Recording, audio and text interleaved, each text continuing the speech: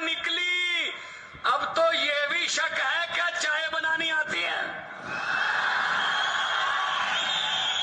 ये भी शक के दायरे में है। चाय भी नहीं बनानी आती होगी भाई साहब, ये भी जुमला ही होगा।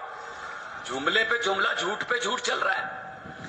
तो हम इनको ये कहना चाहते हैं, अरविंद केजरीवाल को जेल के अंदर डाल दिया, संजय सिंह को जेल के अंदर डाल दिया, मनीष सिसोदिया को जेल के अंदर डाल दिया, सतिंदर जैन अभी भी जेल में है।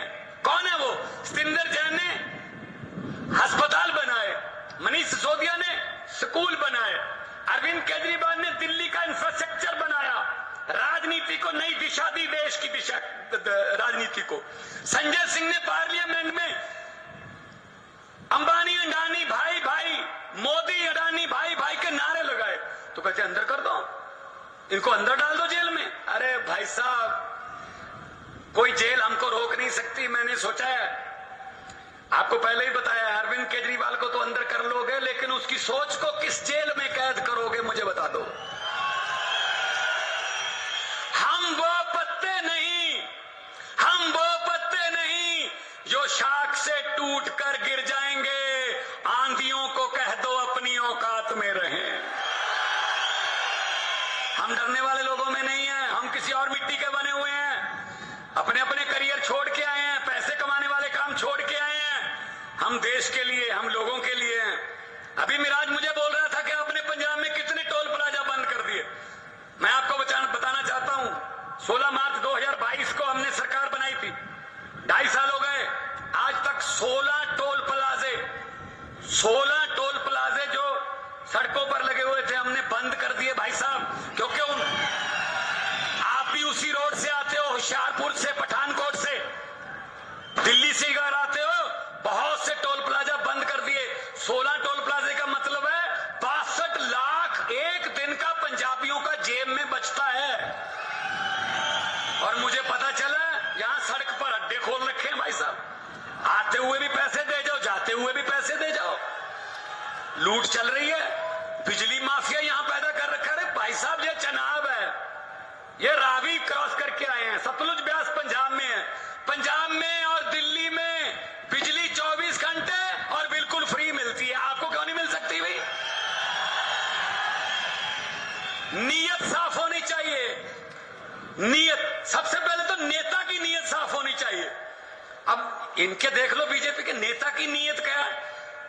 जिस देश में जाता है वहां अडानी का कामकाज शुरू हो जाता है। श्रीलंका चले जाओ, वहां शुरू कर लेता है, बांग्लादेश चले जाओ, कीनिया चले जाओ। असल में वो प्रधानमंत्री विदेश दौरे पे नहीं जाता, अडानी उनको बिजनेस दौरे पे लेके जाता है कि यहां मेरा काम शुरू करवा दीजिए। और फिर कहते हैं ना खाऊंगा ना खाने दूंगा, भ्रष्टाचार खत्म कर दूंगा। ये बात तो अच्छी है मोदी की कि भ्रष्टाचार को खत्म कर दूंगा, क्योंकि जितने भी भ्रष्टाचार करने वाले थे वो तो बीजेपी में ले लिए, सब भ्रष्टाचारियों को इकट्ठा कर लिया।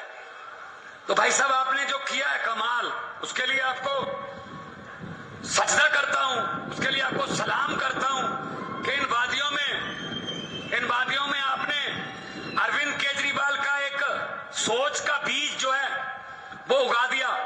यहां से सोचो गोवा, यहां पर हमारा एमएलए पार्लियामेंट में हमारा हिस्सा असेंबली में, पंजाब में हमारी सरकार, दिल्ली में हमारी सरकार, गुजरात में हमारे एमएलए 5, मध्य प्रदेश में हमारा मेयर महरौली में, चंडीगढ़ में हमारा मेयर, चंडीगढ़ में हमारा कारपोरेशन, गोवा में हमारे एमएलए 2। यहां से गोवा तक आम आदमी पार्टी सिर्फ 10 साल में फैल गई।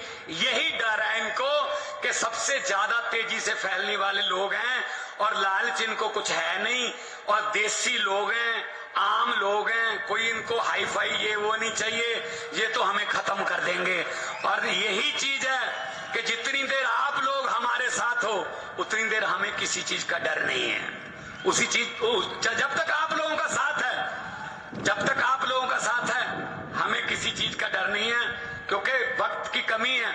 और हमने हमारे नेता जिन्होंने देश की दशा दिशा बदली और जिन्होंने बड़े बड़े नेताओं को 56 इंच के सीने वालों को पसीने छुटवा दिए, जब उनका नाम आता है तो थर थर कांपते हैं।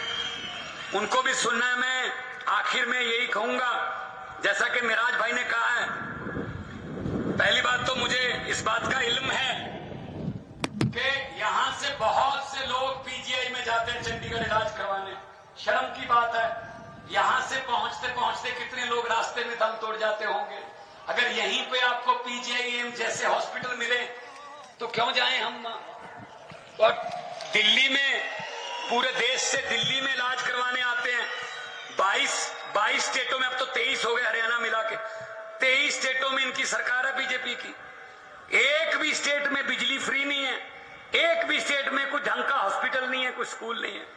तो भाई साहब, यही मिराज ने कहा है कि आप आते जाते रहना। मैं तो बिल्कुल पड़ोसी हूं, मेरे पास भी आप आते जाते रहना, लेकिन खैरियत से आना। पीजीआई के लिए मैं नहीं कहूंगा कि आप आते जाते रहना, खैरियत से आना, मिलने आना।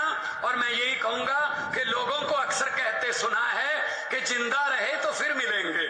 लोगों को अक्सर कहते सुना है कि जिंदा रहे तो फिर मिलेंगे, लेकिन इस दिल ने कहा है मिलते रहे